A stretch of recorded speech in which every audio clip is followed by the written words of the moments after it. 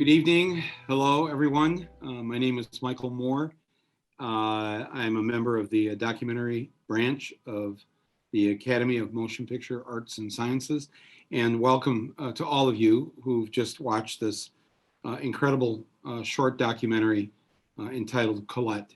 And I have with me here this evening to have a discussion and a Q&A. The director and the producer and the two women that were in the documentary. I'd like to introduce them all to you right now, and then we'll have a little discussion. And I guess we have a few questions maybe that if we have time, we'll open it up for that. But so let's, without further ado, introduce the director of the film, Anthony Giacchino. And Anthony, welcome. Thank you, Michael. Thanks for doing this with us tonight. Oh, no, very honored to do it. And the producer of the film, Elise Doyard. Elise, are you there? Yes, I'm here. And I'm also very honored to be here tonight with you and the crew and Colette and Lucy.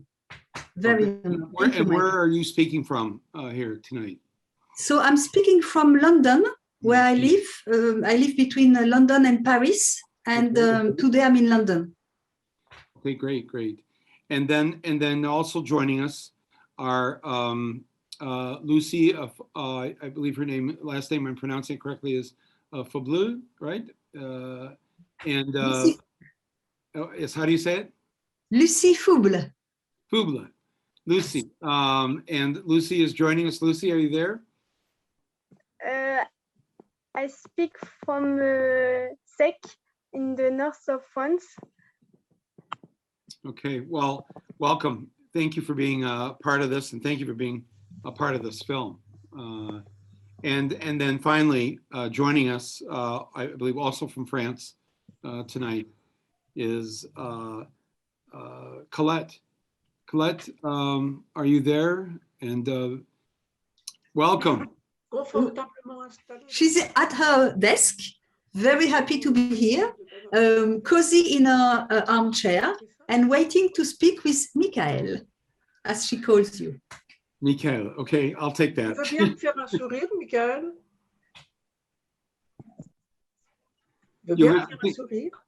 It's Elise. She asks you whether you can smile at her because she likes people who are smiling.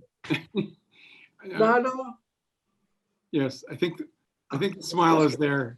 I'm very happy to meet you, and I'm going to speak to you in just a second here. First, I'd like to ask Anthony and Elise, how did this project begin? Where did the idea come from, and how did you meet Colette and Lucy? Well, it was a matter of, as our editor likes to say, documentary luck, right? We were not, I was in France with Elise, thinking about a different story to tell, another World War II story. And we had a tour guide who was showing us around in Normandy. And at lunch, he just said, I know a woman who was in the French Resistance. Her name is Colette. She's local. I may be able to introduce you to her. And it was like that simple, right? We didn't know anything about her, but as we began to unpack the story after Elise, met her for the first time, we were just like, wow. Yeah, it started with an interview, a simple interview in October 2018. And with Anthony, we thought this is an amazing character. We were blown away by how the tone she was using and how vivid were her memories of the war. And we loved her personality, and we loved what she conveyed about herself and about her brother. And we thought we want to give her voice. We want to show the world what we are living here in her living room, this experience. So we thought she deserves more than a simple interview. And we start, Anthony and me, to think what could be possible with Colette. Colette, she said she had never been and was not keen on going to Germany, where her brother had been deported.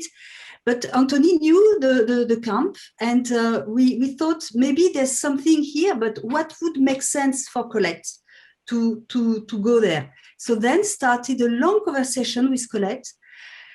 Trust grew between us, so that she felt we were serious, we were human, we were very friendly. She would be secure with us. Yes, she liked your smiles too. Wait, she liked the way we approached her. Yeah. And then so we thought there's maybe something here that would make sense if we talk about transmission, because Colette wants to transmit. So researching Jean-Pierre, who's Colette's brother, life, we discovered the work of a group of historians who were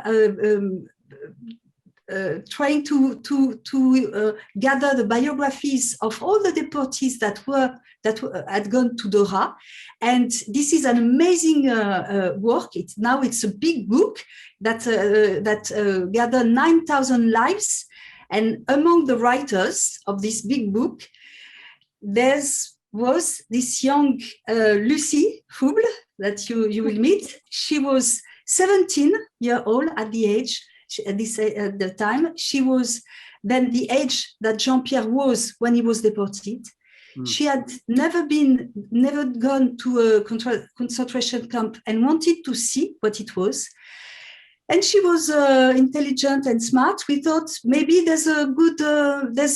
we could take both of them together to Doha and see whether they would be happy with the project. And Colette said yes. And we saw during the film how difficult it was for Colette, but also must have been very difficult for the two of you, for you and Anthony, because you are really, with your cameras and your presence, insinuate yourselves into kind of an intimate moments. And it was clear that Colette was not interested in going on a tourist trip, and it must have been difficult, both for her but also for you and Anthony. Anthony, do you want to speak to that, or? I'll say, everything when Lucie and Colette met was a very nice meeting. You see it play out as it did in the film. That's the first time that they met. We get on the train. There's sort of like, this anticipation, and you're kind of, as filmmakers, you're just sort of, you're worrying about that moment right there and not thinking too far ahead.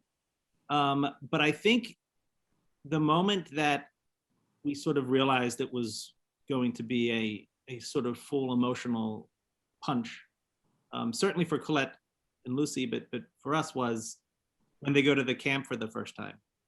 And just to give you a sense of what that was like, I was, we couldn't fit everybody in that van. So Elise is in the van with them as they're approaching the camp. I was waiting for them at a spot inside the camp. And so I have my earpiece on and I'm kind of listening, and it's crackling, and I hear, and then finally they're coming into range, and I can hear over already, without seeing them, that there's crying happening already in the van. Elise, you were in the van, and I think I can in the van. Colette was talking about the trees that we were passing by, entering the camp, and she said, "These trees have been there for years. They probably saw what happened 80 years ago," and this was extremely emotional. So probably Colette and Lucie will talk to you about it. But You're right to say, Michael, that it was also very emotional for the crew, for us. And you don't. We had this idea that we were there to support them, to carry Colette and Lucy, who was young, and through this journey. And so we were focused on their well-being, and we were focused on them. But as a filmmaker, you don't you're profoundly impacted, and you don't do this type of feeling without giving yourself. And at the end of these 2 days at the concentration camp, I personally was someone different from before, and you were different. So, yeah, I was different. So it caused a lot of things within my own family. Some of them were resistant. My grandparents were hiding Jews. So there's a whole story behind this, why you go for this type of stories. But indeed, to bring such emotions, you give yourself to the film. Right. You mentioned in the film that only about 1% of French citizens at that time, World War II, participated in the resistance. Actively participated, just 1%. Before the Americans invaded, right? Before the Americans in 44, before the June invasion. Right. So what you're saying is what, once we showed up, then... Well, I mean, Colette can speak to this, but I mean, look, I asked myself, where would I have been on this? You know, I hope I would have been someone like Colette, but I don't know. You're right. I don't know how I could have acted in a situation like that. And it's interesting to me because Colette doesn't necessarily begrudge these, you know, the individuals who didn't act before. Right. I understand that sort of this is a difficult thing, but certainly it was kind of a shocking statistic because I think we have this idea that the French resistance was the French resistance, and they, you know, everyone sort of, you know, was out there, you know, secretly. Right. It's not true. Not true. Yeah.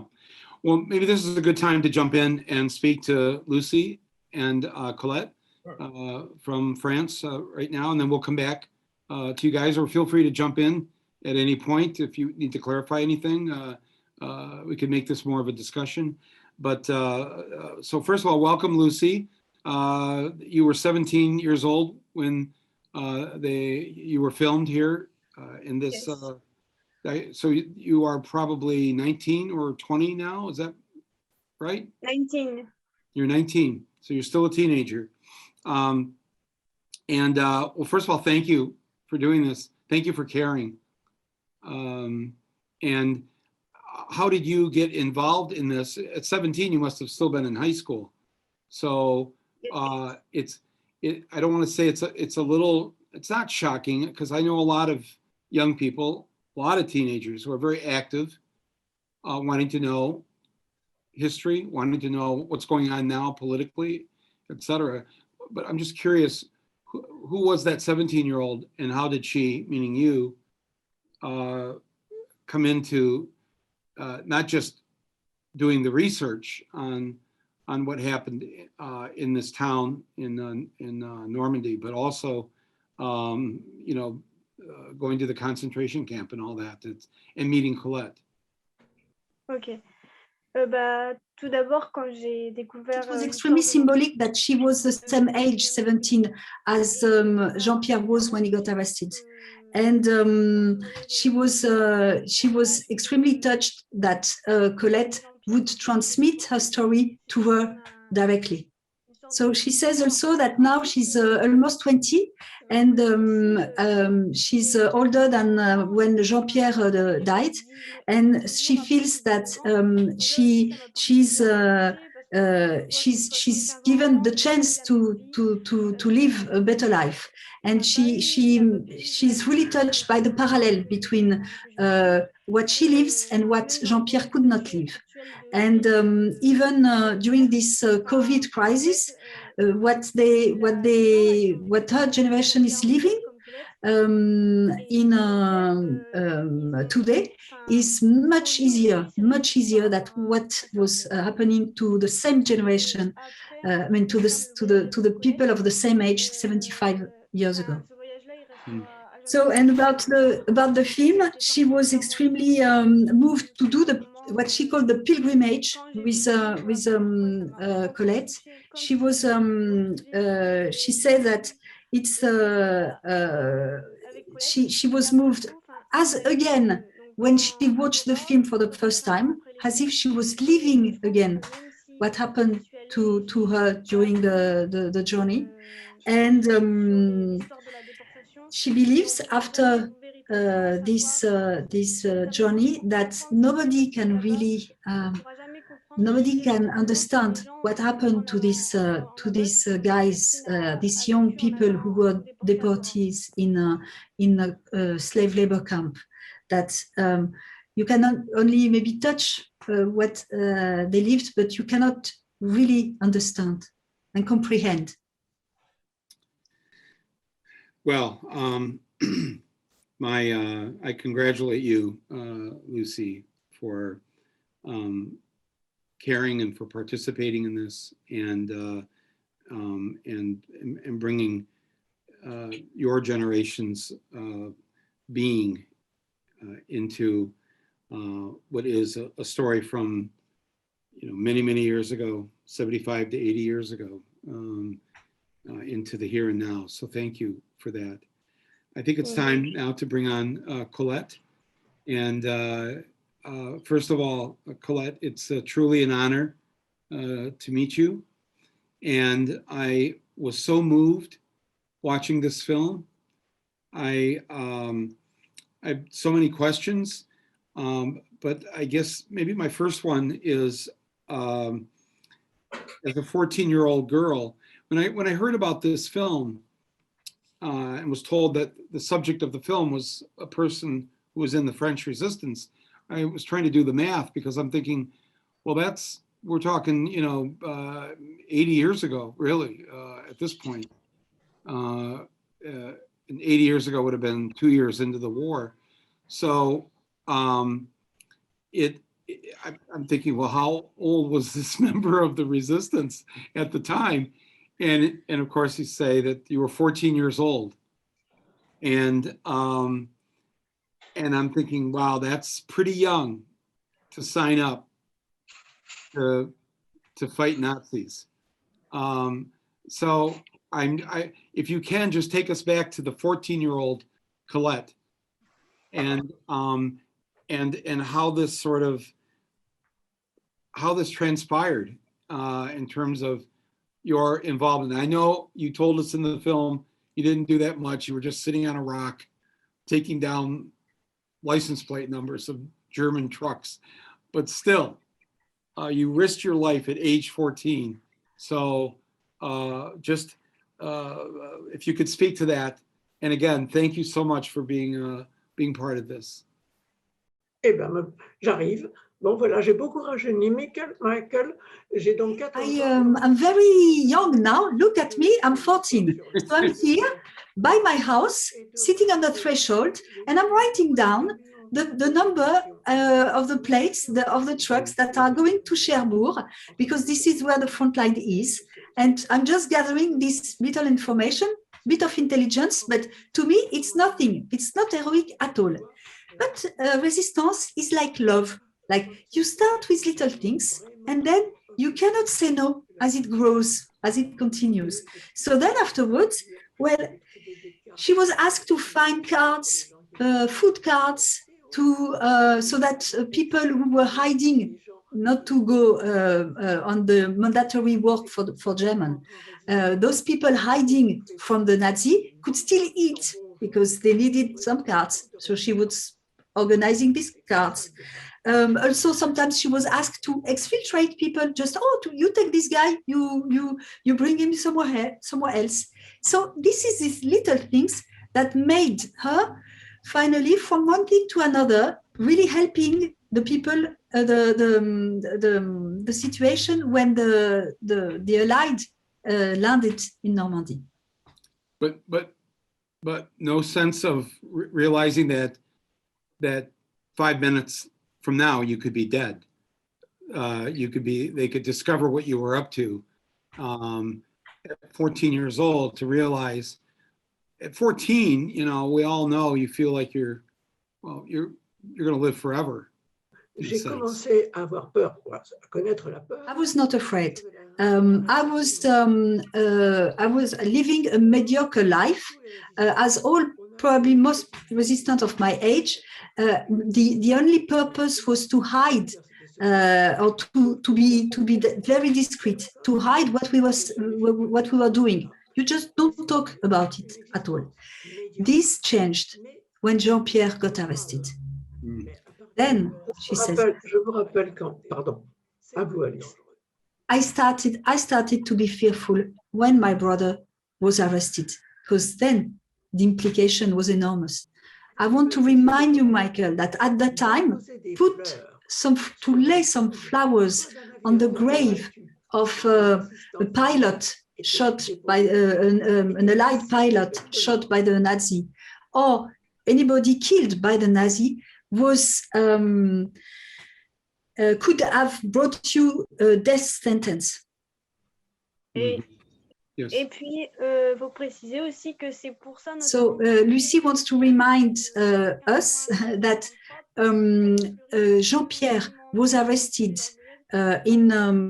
he was arrested in June 43 for laying some flowers on the grave of someone else, and this was forbidden, and that's why he was arrested. And was he released after that, or that was it? That was the arrest, and that was That was it. they took him away. Wow. So, well, first of all, I want to say to Colette how very sorry I am that she lost her brother, Jean-Pierre. We can see that even though it's many, many years later, the impact of losing your brother still affects you. And I think everybody watching this certainly felt, as best we could, considering we didn't have to go through that, your pain. And what's so wonderful about this film is that he lives on, in the sense that he not only now will not be forgotten, he will be remembered by the millions who may eventually see this documentary. But I just wanted to acknowledge my own sense of watching this, and how much you what it took for you to go with Anthony and Elise to the former concentration camp. I hope you know that everybody, if I can be so presumptuous to speak for everybody who's watched this, we're walking there with you in that moment. Moi, je peux dire à Michael que toute cette odyssée. I've not done anything, she says, I've not done anything that was not to me administrative in the resistance, except when, after the landing, for four months, I was in the military hospital Robert Lyon in Bayeux, and there I took care of the injured soldiers. I cleaned them. I was in direct contact with blood. She says,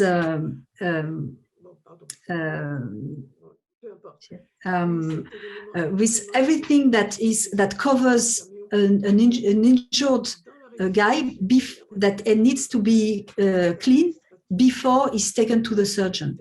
There, I really was giving myself and being in the front line of the war. It lasted 4 months after the landing. This being said, Michael, she says that if you pass by Normandy, she's inviting you for a cup of tea in her apartment, and she will be very honored to see you and host you in person. Well, I will take her up on that. I have been to Normandy a couple of times to film, and have enjoyed my time there. And of course, I didn't know Colette then, but I will next time I'm there definitely take her up on that. And much appreciation. Je serais ravie. Je serais ravie. The the my uncle was killed in World War II. He was a paratrooper. And my father was also in World War II. And I saw in him growing up that sense that I saw also with Colette in regards to Jean-Pierre, that he never, the sadness and the grief of losing his brother in the war never left him. And on his deathbed, when he was 93 years old, it was one of the last things that he was talking about his brother Lorne, who was killed in the war. Every year we would go to the gravesite, and my grandmother, when she was alive, would come. And in fact, my grandmother was so distraught over the loss of her son. She went after the war and rented a house across the street from the cemetery because she wanted to be close to her son who was lost. So, I'm sure people watching this maybe have their own stories to tell, and could that the war lived on, for many, many years with those who lost people in that war. I have friends in New York who, when it's time for the holidays or Thanksgiving or whatever, there are not a lot of cousins at the table because everyone in the family, those who hadn't got out, were killed. And so they grew up not having that, the aunts and the uncles and the cousins and whatever. So, so I think there's certainly a lot of empathy for what Colette, has gone through and continues to go through with the loss of her brother. C'est une chance de pouvoir aller sur. Michael, Colette says it's your grandmother was lucky to have a grave to mourn. Jean-Pierre vanished in a crematorium. La seule chose que j'ai pu faire, c'est de rapporter un peu de terre. So she says, what I could do is to bring back from Nordhausen, Dora, some of the earth of the place, and I brought it back to France, to Normandy, and laid it in the garden of our childhood house. In front of this house, I also had set a Stoppelstein, which is an object like a pave in bronze with the name of Jean-Pierre when he was deported, arrested, and when he died. And this is now on the sidewalk in front of the threshold of the family house. And this is for her a way to. This is now the possibility to mourn Jean-Pierre, and these are both objects that she brings back from the camp after the filming. Wow.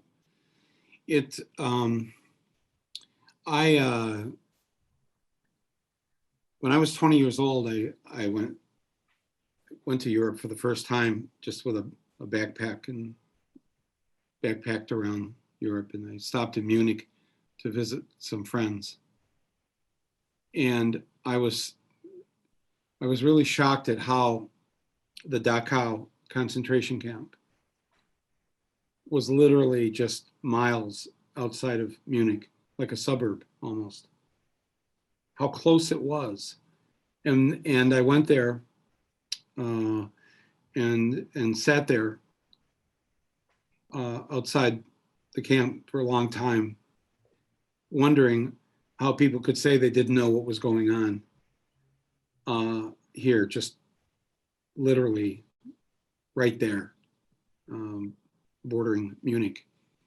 Many years later, when Ronald Reagan was president, he announced that he was going to go to Bitburg, Germany, and lay a wreath on the graves of SS Nazi soldiers.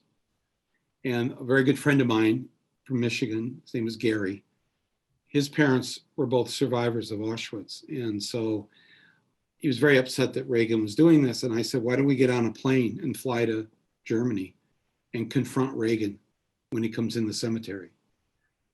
And that's what we did.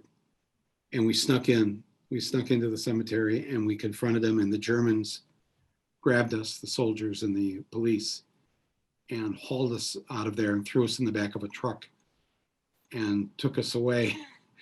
And Gary was very nervous about what was going to happen. I said, no, don't, we're going to be okay. And they drove us 5 miles outside of town and took us off the truck and told us to go away. And where we went was, he wanted to go to Bergen-Belsen, the concentration camp where his parents had been transferred at the end of the war from Auschwitz. And so we went there. And, I was just being a friend and wanting to be supportive of him. And the mounds and mounds and mounds of earth were all, the bodies were buried. It's just such a shocking thing to witness. But I think what's so important about this film is that another generation will be exposed to what happened. The fact that Lucy, as a member of that younger generation, is exposed to it and will tell the story and keep telling the story so that people don't forget, so that people can understand or try to understand how an otherwise civilized people could end up doing such a thing in a country, Germany, which was a democracy. Faut pas que les Allemands de ma génération, the German of this generation, my generation, like in the 45 or 39, 45, they knew what was going on, at least the authorities, and they took advantage of this free slave labor to produce for Germany and to produce things that they would be proud of, but in this terrible condition. So she said they took advantage, but it's the generation of German of this time, and it's not the new generation of German now. No, that's very clear. As I know, and I have friends in Germany, I'm really amazed at their belief in peace and their belief in helping people. And I have interviewed Germans who make those little bronze plaques because they want to identify the homes of Jews and others who were taken from their homes. And if you walk through Berlin or whatever, you see these plaques all over. So-and-so used to live here until they were taken away. And they're made, you're right, they're made in that bronze that will be there hopefully 100 years from now.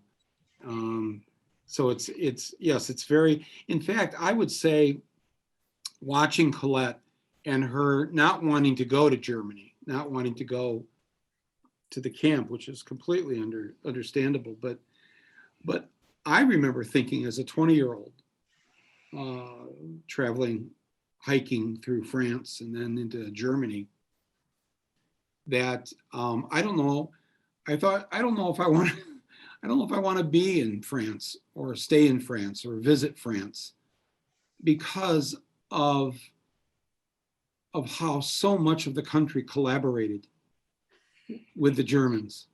And I'm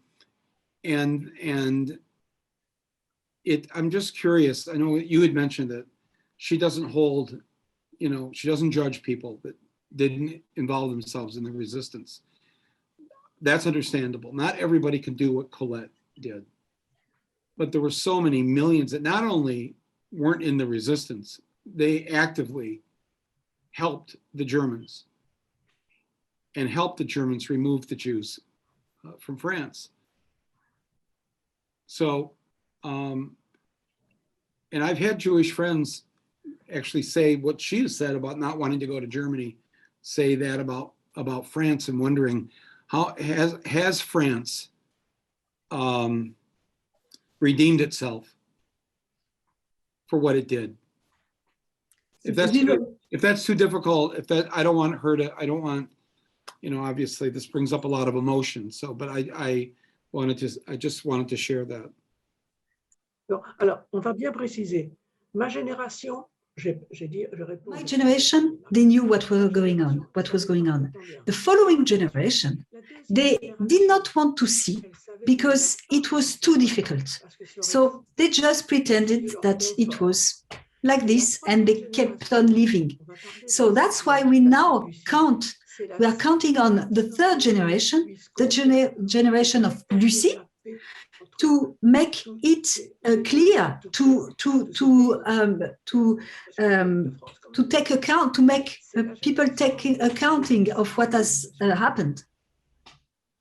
Yes, I would imagine that middle generation after the war probably didn't want to think about what their parents did or didn't do, and so would rather not ask a lot of questions and let's just move on. But I think it's important. Yes, we all have to move on. And then I think it's important not to move on, in the sense that if moving on means forgetting, then that can't be part of moving on. That's just my opinion. But let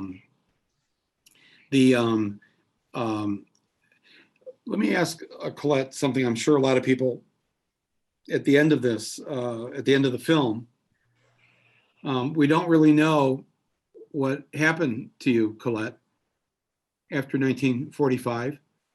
You made it clear that you did move on and lived your life. But what was that life? I'm just curious. What happened between 1945 and 2020?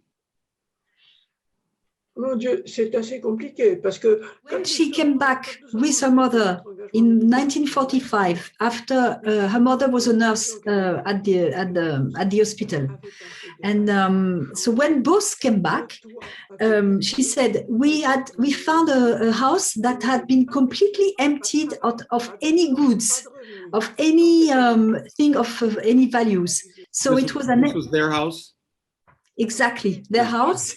And we there were holes in the roof, so it was hardly a house. So, and she says, I had no diplomas, I had no education, I had no money, we had no money, so life was hard. I've been a maid, someone who does everything in a house, just to try to help people who needed such a service. Then I worked as a secretary for 10 years. And finally, I started to work in restaurants and hotels. There I made a career as a running restaurant and hotels. Are there other members of the family that are still alive, or are there children? Are there just some curious? Okay, my love life. My love life. No, I loved men. I loved men that loved me, but they are dead. I will not resent them from dying before me. Voilà. Mon dernier compagnon était my last partner was an exceptional man, but he died. Et le reste du temps, bien, I took care of my mother until my mother turned 40. Bon, alors, 40 ans, who stayed with me. And she died of a cancer. I was 40. It was too late for me to have children. Ouais, je suis- I took care of my father, who was paralyzed. Et un demi-frère. I also took care of my half brother, who was who was deported also. He was rounded up by the German when he was during the war, not because he was a resistant, but because he was hiding, not to go to as a volunteer for this, not like as mandatory STO, like mandatory work in Nazi Germany. And he came back from the camp very weak, very sick, and Colette took care of him. Voilà, en résumé, il y a To sum it up, I started to, only recently, I could take care of myself and myself only. et de mes vieux And all my friends who were former resistance fighters, they are, now that I am 92, I see them dying one after another, and I'm very sad. Yes, yes. Colette, I'm curious of what you think of Lucy and Elise and Anthony, and your involvement with them and their interest in your story, that this younger generation was interested in telling your story. I'm curious now, after having been part of this film, I assume you all stay in contact with each other, and but I'm just curious, especially of your feelings about a teenager named Lucy, and her involvement in this. Bon. Alors, avec le film, il y aurait Our relation, it's all this would have not happened if she had not met me, because she loved the way I approached her with my question and with my background and what I wanted to do.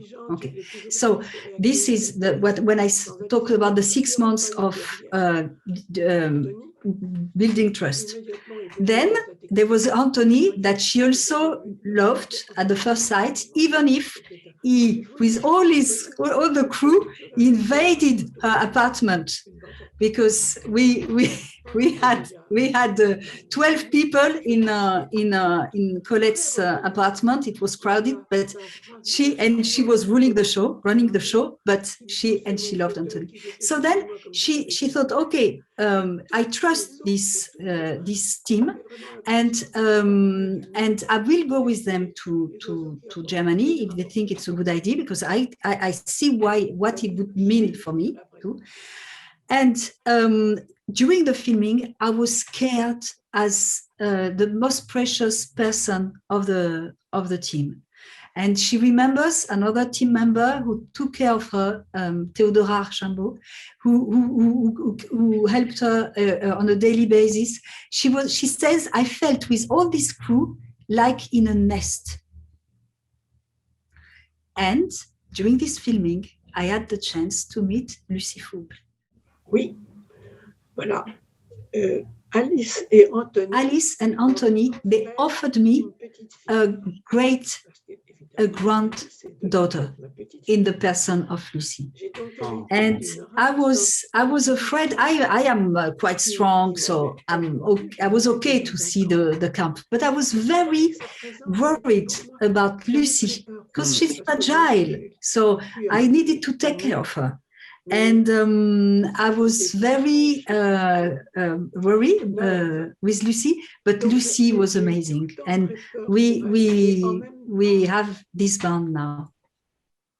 Lucy, how does it feel to have a new great grandmother? And how well did Colette take care of you there? That's very sweet. Déjà sur Lucy that said that she is very touched every time Colette named her as her granddaughter. It is indeed a very strong bond that grew between them, and she remembers in the camp how much Colette took care of her. She was hugging her, she was comforting her. She really was the ideal grandmother. And now, when she has an adoptive grandmother, great grandmother, and when they try to meet each other as often as they can, and Lucy is always very thrilled when Colette introduces her as a granddaughter.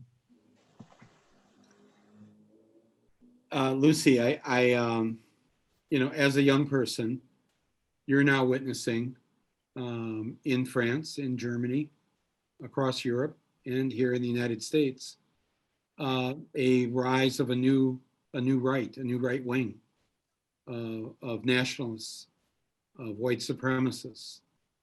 I'm just curious because of your very intense involvement in telling a story from a past era of people who were white supremacists and fascists, etc. I'm just curious your thoughts as a 19-year-old now, and what is happening today in France, in Germany, and the US.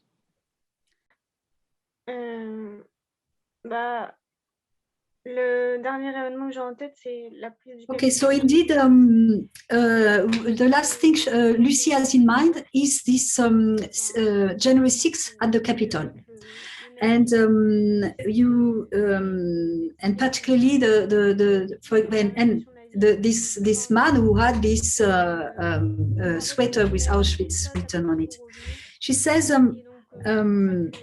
that the repression that the Nazi operated on minorities like Jewish, but also minorities like Tsigan and homosexuals, and this can come back. And she says that the role of her generation is to say, stop, not again this. And she believes that the film can be a tool, a pedagogy, an educational tool to her generation to prevent this from happening again and raise awareness. Aussi, c'est que les jeunes générations, je pense que and my generation, they need, she says her generation needs images to understand things. They are impressed by images much more than words or a book.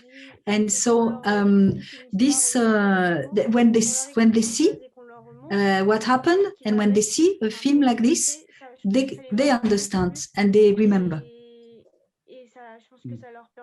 Did Colette want to add to that or say something to that? Oui, on a parlé d'Alice tout à l'heure et j'ai pas fini. Quand nous sommes partis during the time in the camp, she could feel how Lucy reacted to her to what Colette was transmitting, how Lucy understood the phenomenon, and Colette believes that Lucy is well equipped to transmit again to the new generation what she lived during the camp. Et je vais ajouter un truc, quelque chose. Lucy wants to add something that she finds very important. She wants to answer to people who says, the concentration camp, slave labor camps should have been erased totally. And she says, no, it's already so difficult to have, to remember or to transmit, to educate to what happened in this camp. If you don't have the remainings, the leftovers to ground your explanation, then you've lost the connection to the new generations, or to people who don't believe that it happened. So it's extremely important to keep it, all the more that people who experienced it are dying now. Well, I think you, Elise, and Anthony, the director. You've done a wonderful thing bringing this story to so many people and making this film. And it's been shortlisted for the Oscars, meaning the documentary branch of the Academy has voted amongst the 100 or 200 shorts that were submitted, has voted this film, Colette, as one of the 15 on the short list. And we are going to vote this week on who should be the 5 nominees. So I'm just curious, Anthony, should Colette the movie be nominated for the Oscars? Is there any chance that Colette might be able to join you and Elise at the Academy Awards in April? If we were so lucky to be honored with that, I would say, first of all, I think I can speak for Elise. I mean, we're so grateful that we are where we are, and if this is as far as we get, it's wonderful. If we do get nominated, we would do everything we could to make that happen. Everything, whether that be virtually, I mean, of course, the way things are, I can imagine it would be very difficult, COVID-wise. Yes. But if we were permitted, we of course would have Colette sitting between us, even if that means three squares. Yes. So Colette, let me. I know we're out of time here, but I wanted to ask you, how surreal does this seem that now at this point in your life, this film that you are the subject of, I don't want to say the star of, but it's, this film about you and this portion of your life that took place in the 1940s, that you would end up at the Academy Awards, that you would end up in a film that's been shortlisted for the Oscars, and the fact that you may either attend either virtually or in person or whatever, I'm just curious how this is hitting you and how you're processing the fact that your story is being shared and told to so many people now around the world, and has been acknowledged by the Academy. And yes, and what are you going to wear to the Oscars? I'm just asking for a friend. Oui, alors mon petit Michael. She calls you my small guy because you're a kid to her. You're 60, so you're a kid to her. Bon, alors mon petit, écoute bien. Imagine. Okay, so she says, Michael, my little kid, hey, imagine I was when I was 16, I had nothing on the to wear because we were so poor. So now I'm very happy. What am I going to wear? Well, maybe this. And it's amazing, of course. This all this Oscar possibility, what's happening with the Academy Awards. It's something unbelievable. But I have no doubt. I'm not the hero. I'm just the hero. Is that what you said? Not the hero? Yeah, she said, I'm not the hero. I am only not the object, the pion. Like I am I am the thing that Alice and Anthony have helped me to be. And I want to say that this is the same when I was in the Resistance. I was just obeying orders that was given to me, and now this would happen. So it would happen that we are at the. Again, je vous entends. So I forgot what she. So Colette. She's saying, when is this guy going to shut up? He's like, this was supposed to go 45 minutes. No. She wanted to say something again. So yeah, Colette, si jamais on est nommé, qu'est-ce que vous faites? Vous venez avec nous aux Oscars? volontiers, mais vous allez m'avoir sur les bras, c'est pas forcément un cadeau. Mais ce que je veux vous The dire, Oscar c'est que is a si on arrivait statue aux Oscars, on a probablement pedestal. que je pense que Okay, ce serait and probablement que ça I serait am beaucoup plus don't make it don't take it wrong.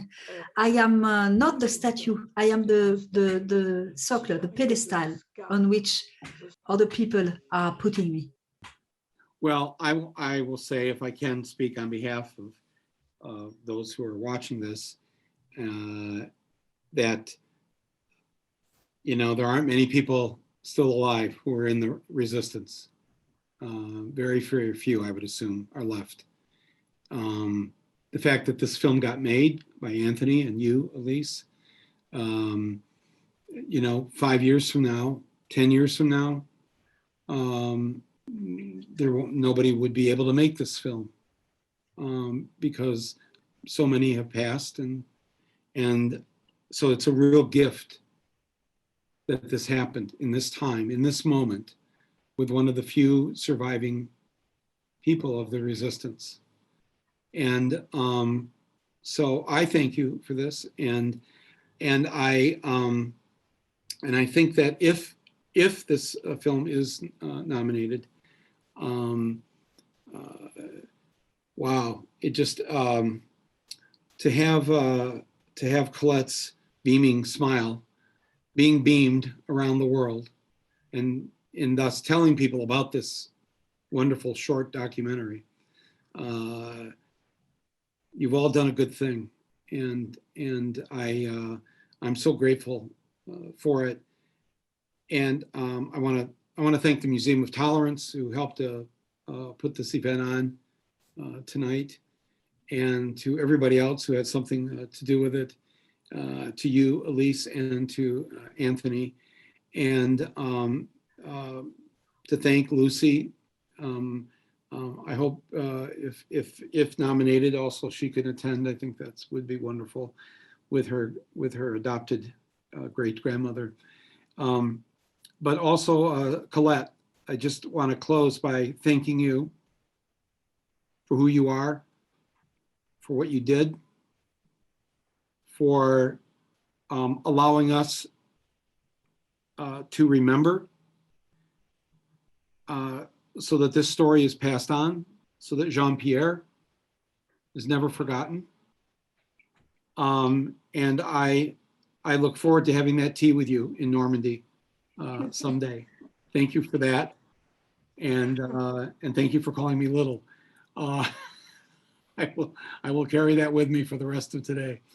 But we're out of time, so Colette, thank you so much. This has been such a joy.